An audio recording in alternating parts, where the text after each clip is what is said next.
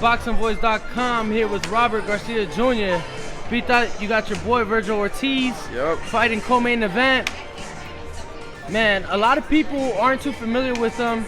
You guys speak extremely highly about him. What can we expect come Saturday night? This is going to be the biggest stage he's ever been on. Yeah, he's co-main eventing the Canelo card. He was on the Canelo card I think two, 3 times already, but he's the co-main event now. Lemieux got hurt, so they put him in as a co-main event. He's one of Golden Boy's best prospects, man. One of the best prospects, soon to be contenders in boxing. He's got a tough fight in front of him. He's been able to knock out every opponent he's faced, but Mauricio Herrera himself has never been stopped, and he's fought guys like Danny Garcia, Jose Benavides, and at least me, I thought he beat Danny Garcia. I thought he gave Jose Benavides a really close fight. I don't remember how I scored that one, but so it's gonna be a real test for him. I think it's gonna be his coming out party. I think he's gonna stop him, look sensational, and then everybody's gonna know. Everybody's finally gonna be able to see what we see in the gym from Vergil. Now, obviously, a great main event unification between Canelo Alvarez and Danny Jacobs, but that Vergil Ortiz and Mauricio Herrera fight just might steal the show. It just might steal the show, might get fight of the night, because like you said, Herrera never been stopped. What do you think is going to be the toughest thing that Vergil's going to have to overcome in the ring and make adjustments come fight night? It's Herrera's experience, man. He's been, like I said, he's been in there with countless world champs. And he has a lot of fights, man. He's been doing this for a long time. It's the little things that Vergil's gonna have to. That Vergil's never faced somebody with this much experience. He's faced former world champs, but Herrera, like I said, he's been in there with the top guys and beat a lot of top guys and gave really good performances. So the experience is gonna be the main thing that he's gonna have to overcome. But Vergil's been doing great in camp, man. And not just this camp, but just every camp, sparring with guys like Mikey, Jose Ramirez. So he'll be ready. Speaking of Jose Ramirez, man, gotta ask, did you get a chance to watch the Regis Prograis fight this past weekend? I didn't get to see it. I was at a friend's wedding. At a friend's wedding, so I didn't get to watch it. I'll watch it sometime this week. We have when we're here for fight week, we got a lot of time. Just in the room chilling. So I'll watch it later this week. So obviously, you do know Regis won, now champion, but he's still in a position to get that fight with Ramirez.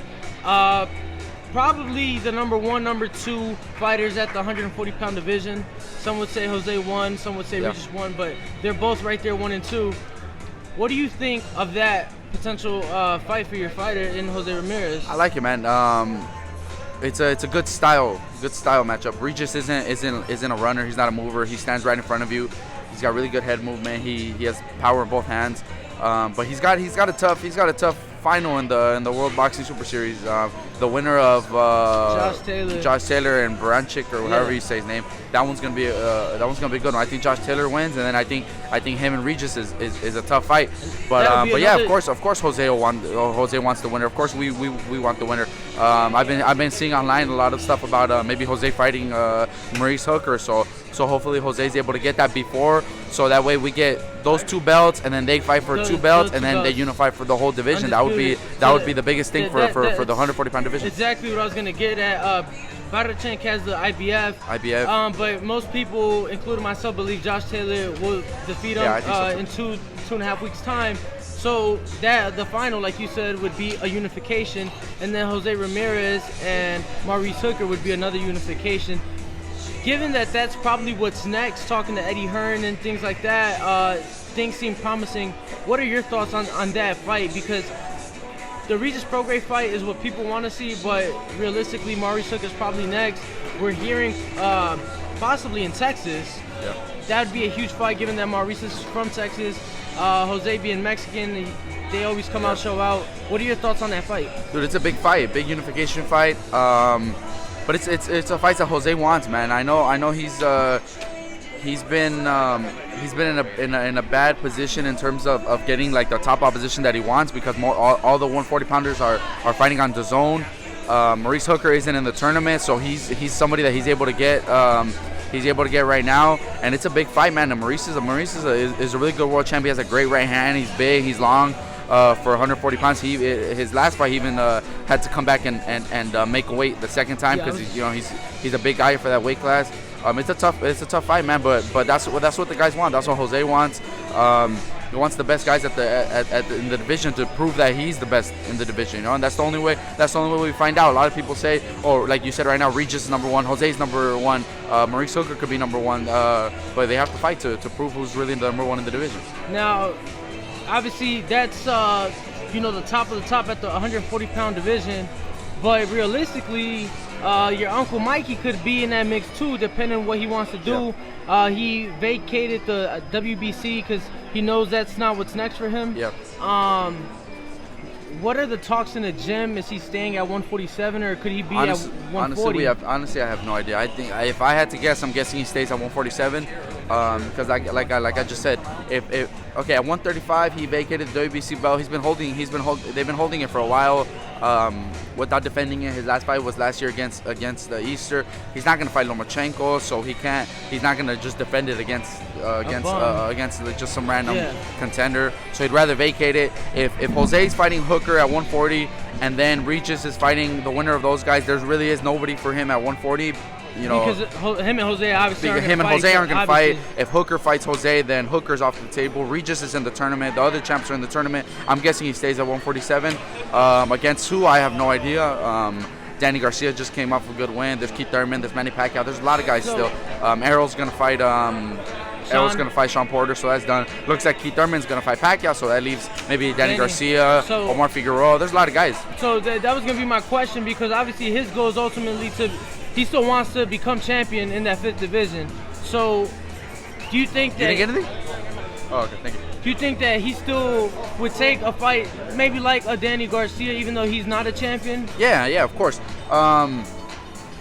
The rest of the guys at 147, if it was up to Mikey, I'm sure he would want to go in there and face someone like Keith Thurman or just like one of the top guys, Keith Thurman or Pacquiao.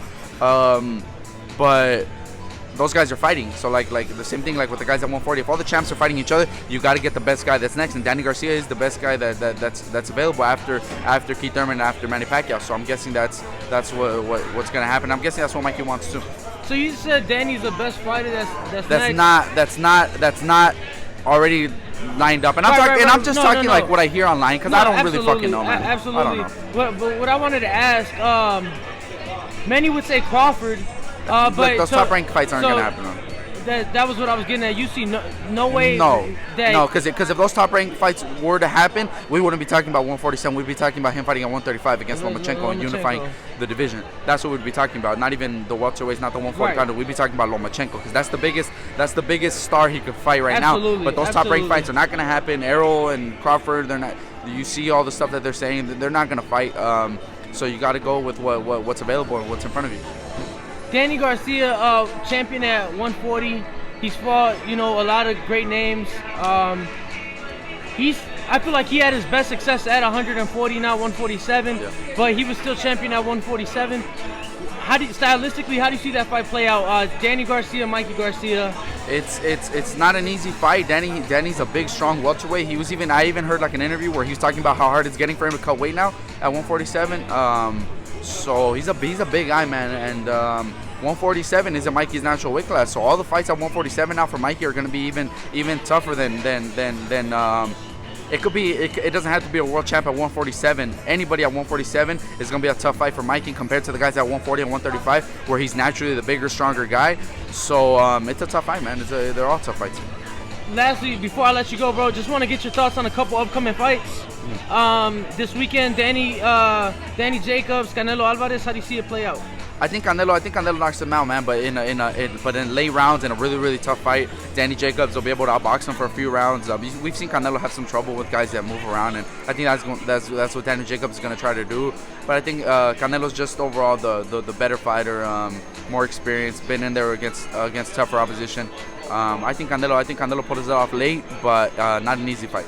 TKO or KO? I think KO. I think he knocks him out. I think he drops him and then he stays down, or he knocks him out cold or something. I don't know, man. Canelo, the way he's been looking in his last couple fights, Definitely getting better. He's the complete fighter now, man. He's a complete fighter. He's his defense is some of the best. His counter punching. I think he's gonna be able to the first few rounds try to time him, and then he's gonna slip something, counter, and then knock him out like that. Many would say that the Mayweather loss was the best thing that could have happened for his career. What are your thoughts on that? Yeah, I mean he looked like he was a little like starstruck, like holy shit, like I'm in front of Floyd Mayweather, He didn't have that same mentality that like Maidana had. It's just like fuck it, like let's just go. He was kind of cautious, kind of waiting a little bit too long, but that prepared him for him being the star of the events now. So I don't think anybody that gets in front of him, it's nothing he hasn't seen before already. He's just this morning I saw on Twitter they listed out his whole fucking resume, man. He's got nothing but world champ after world champ after world champ after world champ. I saw maybe you retweeted that or liked it because I saw it too. Yeah, I saw. Yeah. I don't even know if I retweeted it, but I saw it just. Yeah. So I mean, none of these guys that he fights from now on are gonna be anything different than he's already seen. Right. He's not gonna see a better boxer than Floyd Mayweather. He's not gonna see a harder puncher than Golovkin. I mean, he's already been there with the top guys. I don't think any of these guys could hang in there with Canelo anymore. Now, another fight I want to talk about. Pretty much a done deal from what I've heard. They've agreed to turn Anthony Joshua, Andy Ruiz since Big Baby popped out. Yeah. What are your thoughts on that? I mean, Andy just fought on the Danny Garcia undercard April 20th. So what are your thoughts on that fight? Obviously, the favorite is Anthony Joshua, but I'm rooting for Andy Ruiz. Mexican American, trains with a good friend of ours, Manny Robles. Him and Estrellita have always been really, really cool.